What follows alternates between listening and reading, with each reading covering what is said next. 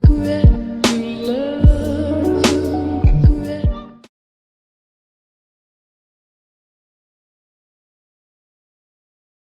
going on, YouTube? What's going on, people? Right now I'm recording aces in this tournament, and I wanted to show you what takes place. Now, of course, you cannot fold aces, but everyone is raising crazy right now. It's still the beginning of the tournament, so I'm going to call. I'm not going to raise and get crazy, because we all know when you bet online, you play this app, they will hand you back, they go 2 5s. Sure enough, someone has the 5. Somebody probably called me with ace 5. All in, snap call. Now, do you just fold the aces and let it be? Or do you call him and see what he has? Ace 5. He probably has a pair of 5s. He could have quads. I have to see. He has queens. Okay. And so I survived a super bad beat. It's rare, but I made it. Because I know players will call a raise with 5s and then hit on a flop. In this case, 2 of them came out quads. So, but usually you would slow roll quads. There's no need to raise with quads. You want to see if the other player is going to come out and try to, bluff you. You know what I mean? Because you got the hand dominated. But in this case, that is not what happened.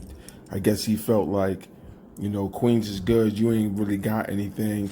And if you do have anything, then we're going to find out right now. But I'm going to push you all in and not leave you to get lucky or catch anything on a turn and river.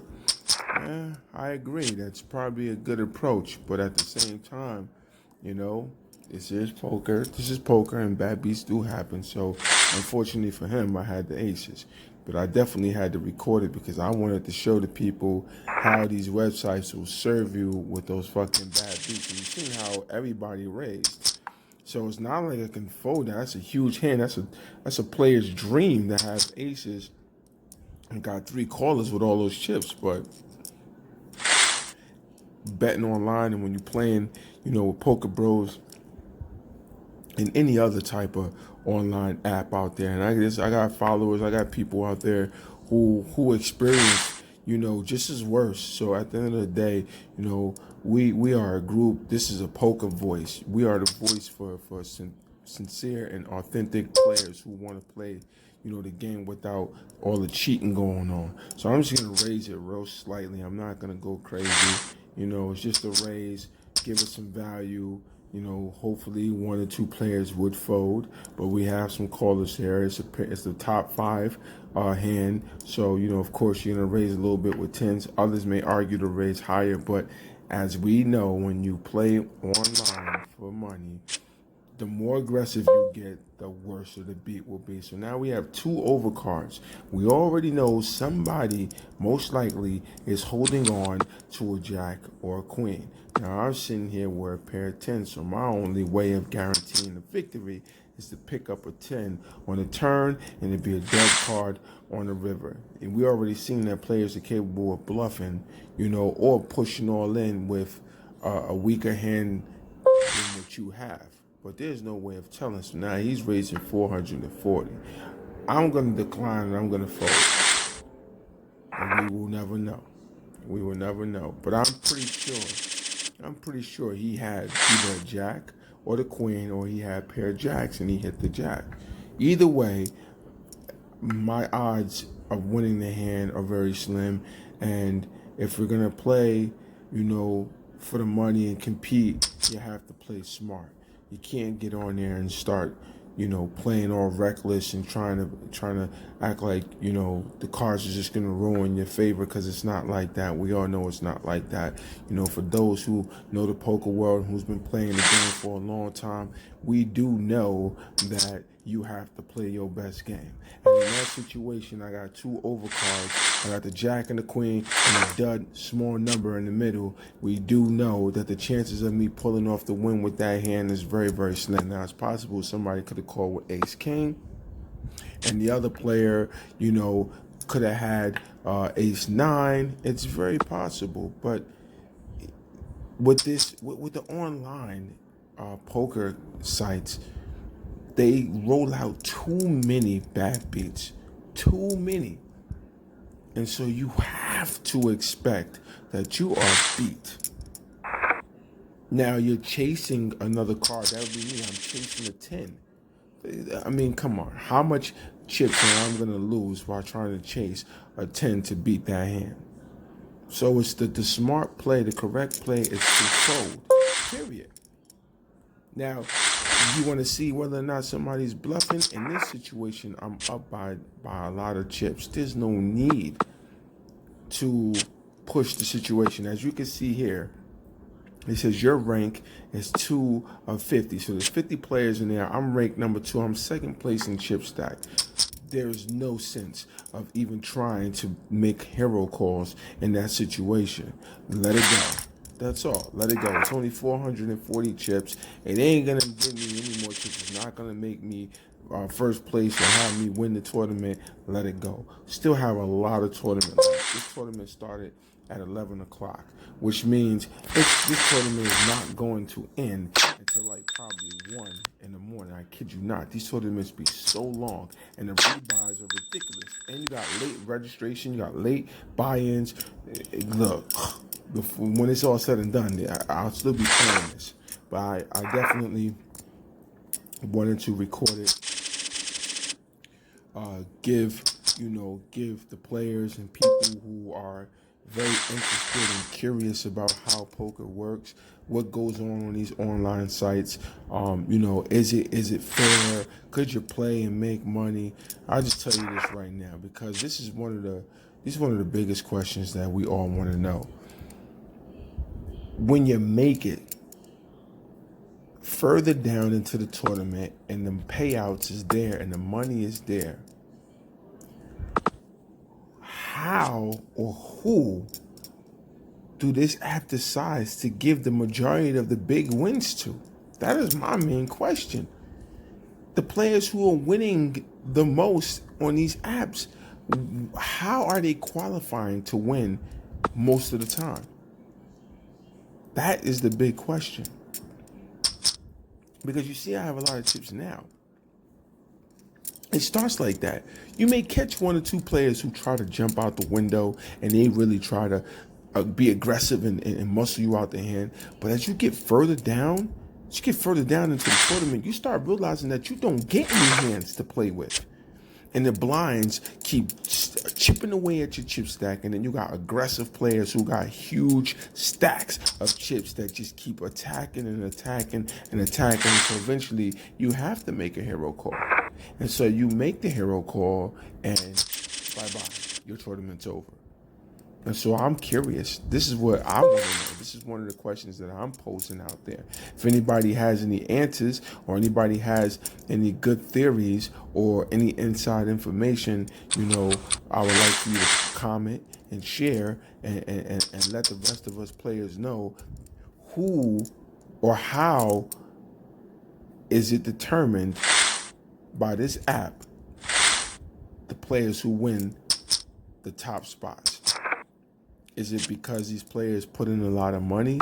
We know that can't be true, because there's a lot of players that spend a lot of money online to play poker and they get the bad beats. So they can't be the money.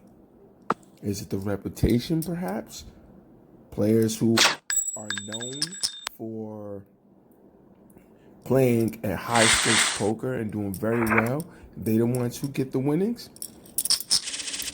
I would like to know. So if there's anybody out there who does know or have some type of idea of how these players are winning all the time in these top spots when they give out so many bad beats and they isolate you out of the hands to where you don't get any hands and you're just sitting there and you're getting your chip stack chiseled away, how do these players consistently over and over and over win big money? That is a huge question I would like to know. And so far, as you see, I haven't been getting dealt anything after that aces hand. I was going to post this video when I was further into the tournament, getting closer to the bubble, getting closer to the winnings, and then show you what they do at that time. But because, something, just came to me and was like, start the recording right now with these aces. Look at this. Look at that. He caught the 9 on the river to pull off the trips, which is amazing. That he probably went against somebody who had kings, but I don't know. Maybe they folded. I don't know. Let me see here. I want to see what that hand was like. Okay, so he had ace deuce because I didn't catch that. I was breaking down what I believe and what I thought about, making it to the bubble, or who they choose to win all this money consistently. What is it that they have that other players don't have, or what is it that they're doing that other players are not doing that's giving them the fortunate break to win, good money playing on these online sites. But as you can see, yeah, that's unfortunate for that player.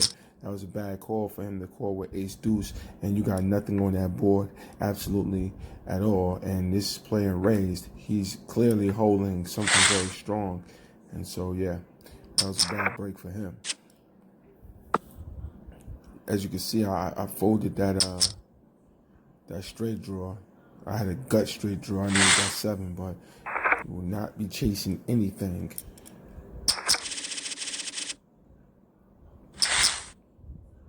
Let's see here. So far, we got the queen deuce. So not much really happening for me right now, but other players are getting the action in. I'm number 3. I'm 3rd place so far, so there really isn't no reason to push this any further. I decided to continue to just show you how things go and just play on a low scale. I will be recording the bigger high stakes games where there's a lot of money on the line and the payouts are deep, and they run into over 20th place and a little bit, lower, I should say. And the payouts are good. Even last place will get you at least $200-$300, so I'm gonna record and join that tournament. But for now, I just want to give everyone a view of what goes on with this Bet Online poker site, because I tell you, man, they're full of shit. I tell you, you may catch your little breaks here and there, but I'm telling you, if you try to play the game the way it's supposed to be played, you will be eliminated. You will lose your money consistently. And I got a few followers and a few people who commented on my videos, and they sharing their experience as well. They lost a lot of money. They lost a lot of money with some sick, I'm talking about some sick, disgusting bad beats, like just disgusting. When you hear it and it's true because you experienced it, and as a player of Texas Hold'em or Omaha, you already know. And I know Omaha because I play Omaha a lot, on the side as well, in cash games, and we have the option for congressional, or we have the option for high low. And I'm telling you, man, it's just, man, it's like what the fuck? It's like, get the fuck out of here. You feel me? So at the end of the day, yeah, you just want to take it easy. You know what I mean? You want to play, but play very conservative and very smart, and avoid those high raises, man. Because another thing that I'm looking at here too is you got to remember, there's other players on here that experiences the bad beats too. So they know that the bad beats are huge. Look at that. Look at that. This guy caught the 5 on the river. It's the river that does the players dirty the most. That's how they suck you in. But anyway, all these players know that there's bad beats that fluctuates deeply, within the app. So if they get a good hand and they got a good jump on you, they're going to be super aggressive, because they're not going to allow you to try to get in there and give them the bad beat or possibly pick up what you're looking for. So of course, they're going to be aggressive too. So you got to defend yourself against the bad beats that this app can give you. You got to also defend yourself against the aggression of all these players, the aggressiveness that they're going to bring at you to try to win that hand, because they know that every pot is not easy to win. That's the one thing to keep in mind. These pots are not easy to win. So you see here, they move me off the table. They say, all right, look, we're going to get this guy off this table. He has a lot of chips. We're gonna put them at a new table, and we're gonna see what goes on. Now, I ain't even gonna lie. I sense that they moved me to a new table, and these players are really gonna be going after the pots, and they're gonna be dealing me some hands that are gonna get complicated. They're gonna be tricky. Those type of hands where you are winning. Let's say, for instance, they gave me ace jack and fucking jack is the board with a deuce or something like that. But you got a fucking flush draw, and of course the flush draw, you got players that their tendencies when they are dealt flush draws are to chase them. They will chase them, and that's the type of gameplay that I'm gonna have to try to avoid or be careful with, because you got players that will not fold. They will call all in, hoping to hit that flush card, to get that card that they're looking for, and that's the problem. You know how many times I ran into the flop where I was dealt two pair. I had both of my cards, ace king, or I had king jack, and they both hit the board, but there was a flush or a straight draw on the board at the same time. And it's a no-brainer that as soon as I pursued the all-in call that I was hit with, of course, the bad beat came. Yeah. And it's not supposed to be like that. You know what I mean? It's supposed to be really random. But, of course, once again, we already know, if you check out my previous videos, you have these handicaps they give to the bad players to protect them from getting eliminated so fast. And you just have a lot of bad beats. So here it is. I'm dealt queens now. Now, queens is the third highest hand, and you have to play queens the correct way. You have to be semi-aggressive, because too many callers is definitely going to get your queens wiped out. But once again, on this app, if you are too aggressive, they will slow you down. They will. So the call is 150, right? But it was raised to 250. I'm just going to call. I'm not going to raise. So we have a straight draw and a flush draw. I'm going to check.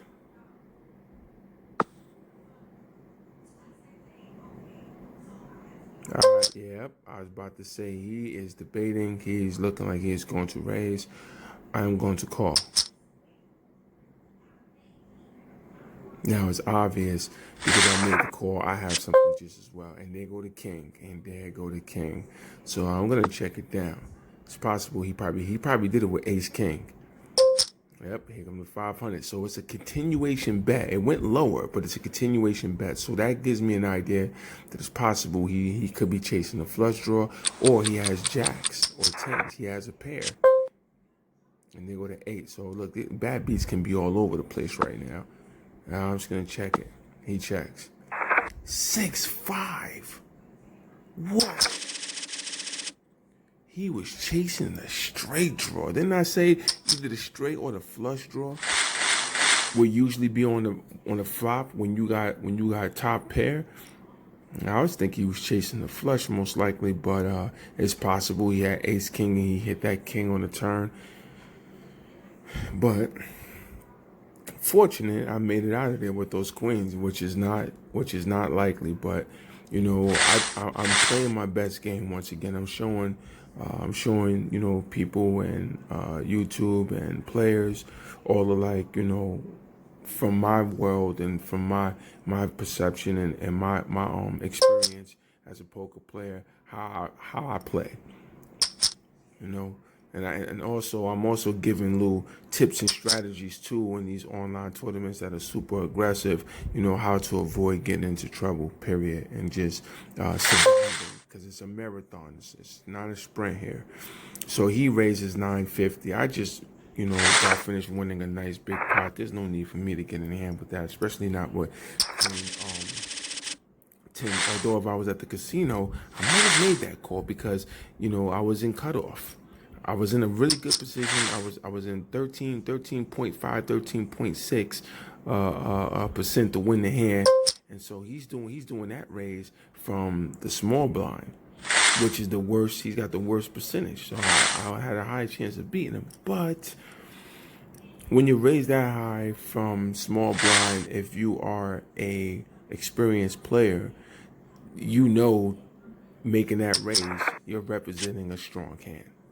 And so if I don't have a strong hand in the position I'm in, you kind of tilt the scales in your favor. Because if that flop don't hit and it doesn't give me anything, now I have to chase you down. I have to be at your mercy because you're gonna raise me every time. Yeah, I could come out with the bluff game, but that'd be real stupid. That's amateurs. That's amateurs. When you're first to act, and a player had just raised, a significant amount of chips, and the flop misses, and you have nothing but just ace 10. I mean, queen 10 suited, and you don't even have your suit on there.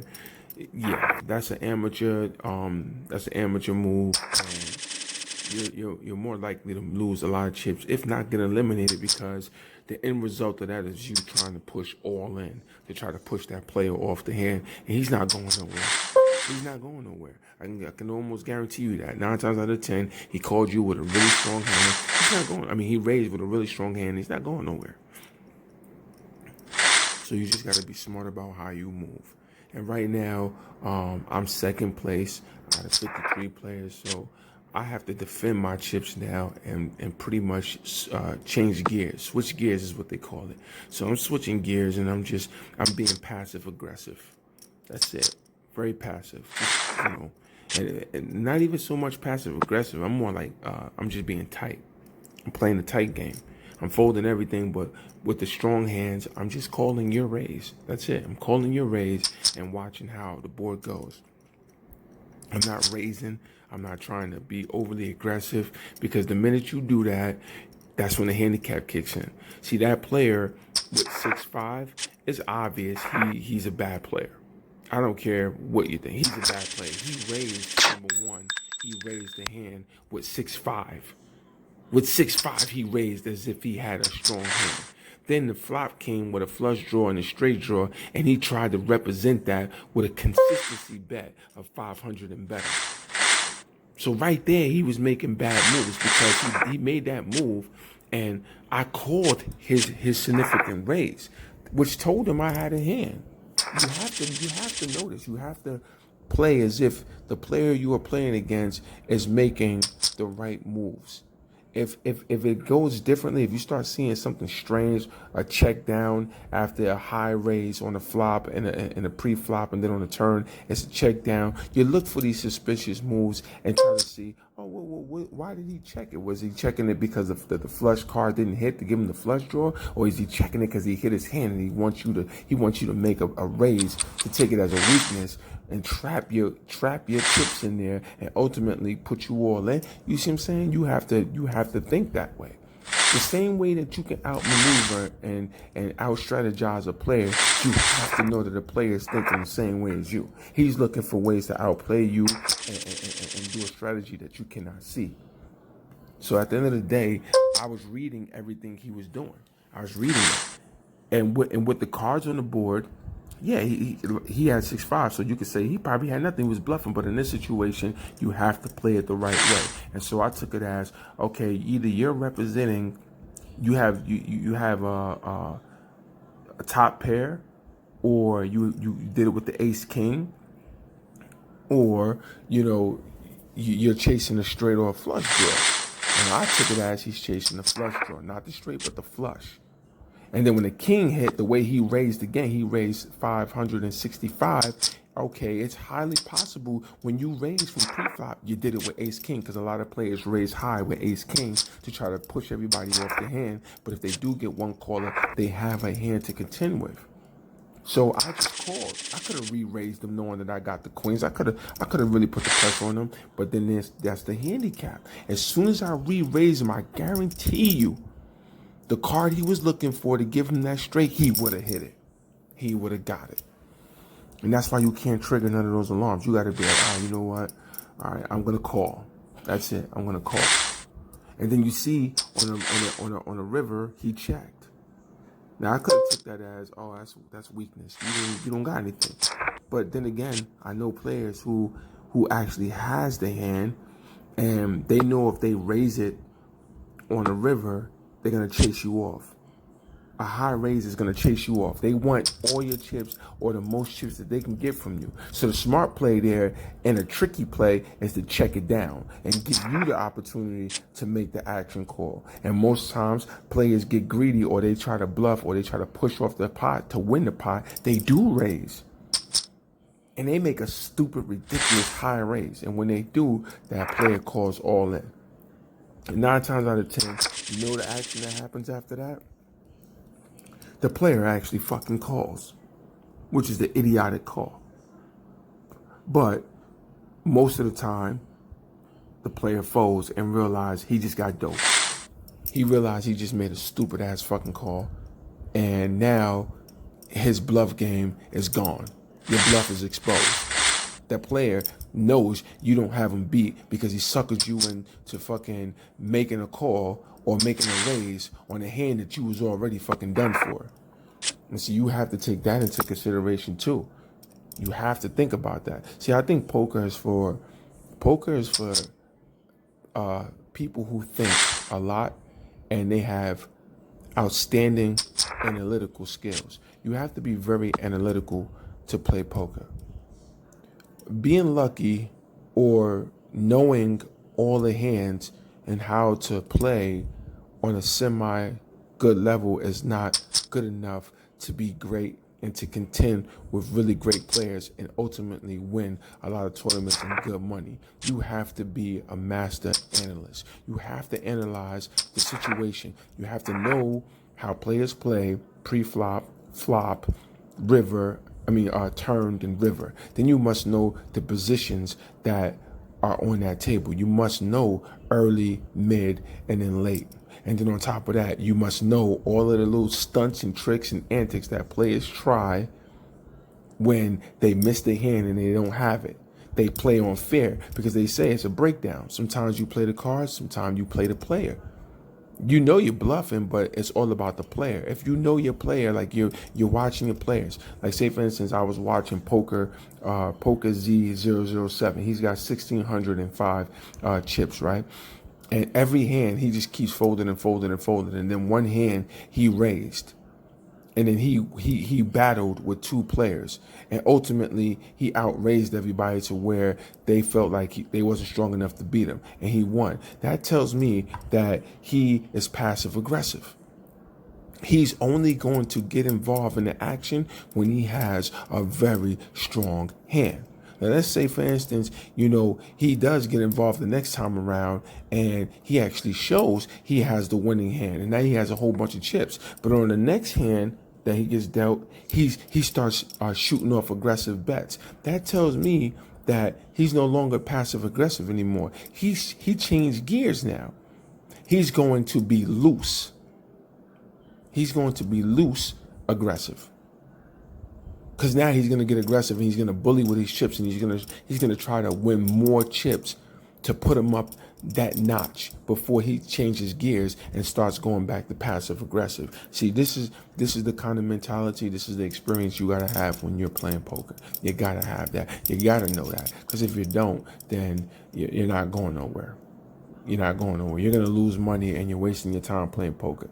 And I want to say this to all the poker players or all the people out there that are interested in poker and they're debating or they're thinking about getting involved with the game because they see it on TV. I'm going to tell you right now, poker is not like checkers. Poker is not for people who are not analytical and they don't have strategic thinking. You have to have a strategic thinking and an analyst mind to play poker. Because in the end, that luck and playing the cards runs out.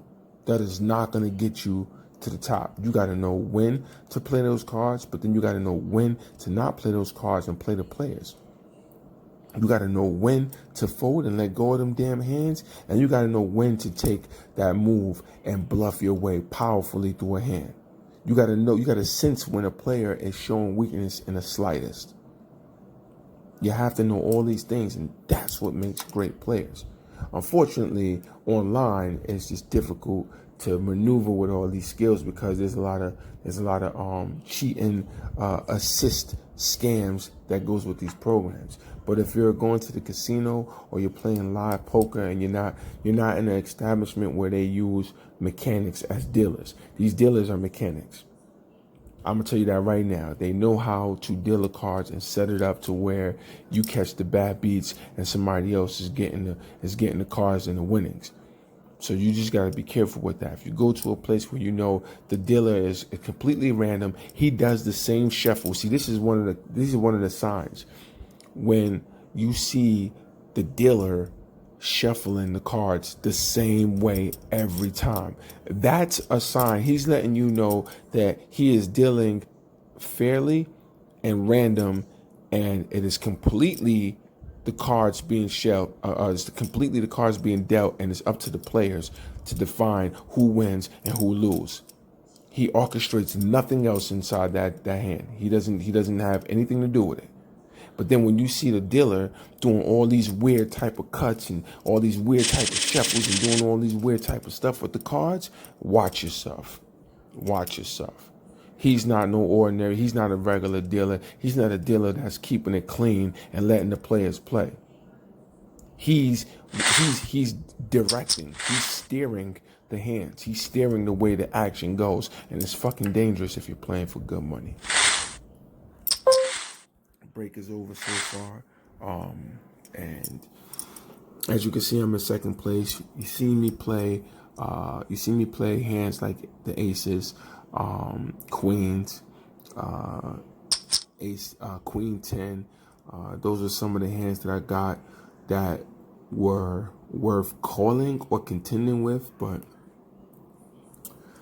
I just wanted to, give y'all some more videos, and show you more about what goes on online poker and the way the game is played. And just for those players who are new, and probably you are very good at analysts, you are good at strategic, but you don't know the game as well, but you want to learn the game. Now you get to see. This is a great starting point for you to learn how things go, because you have to have all these things in mind when you play. So, like, subscribe, share with others, but you know what I say all the time. Most importantly, take something from this video and learn, and be careful and watch what you do when you enter the world of poker, especially online. Take care.